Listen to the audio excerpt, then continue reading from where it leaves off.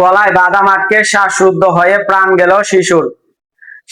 শেরপুরের নালিতাবাড়ীতে গলায় বাদাম আটকে শ্বাসরুদ্ধ হয়ে মানহামণি নামের ৩.৫ বছরের বয়সী এক শিশুর মৃত্যু হয়েছে। মঙ্গলবার বেলা ২টার দিকে নালিতাবাড়ী পৌর শহরের ব্যাপারী পাড়া হিরন্দি মাঠ সংলগ্ন মহল্লায় এই ঘটনাটি ঘটে। নিহত মানহামণি সিলেটের বাসিন্দা মোহাম্মদ রুবেলের মেয়ে। সে ওই মহল্লার স্কুল শিক্ষক মুস্তফা আহমেদের নাতনি।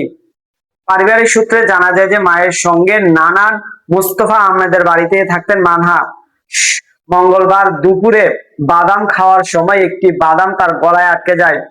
বিষয়টি টের পেয়ে পরিবারের সদস্যরা বের করার চেষ্টা করলে কিন্তু কোনোভাবেই তা বের করতে পারেননি। হাসপাতালে নেওয়ার আগেই শিশুটি শ্বাসরুদ্ধ হয়ে মারা যায়। দর্শক, সাবস্ক্রাইব করবেন, লাইক করবেন।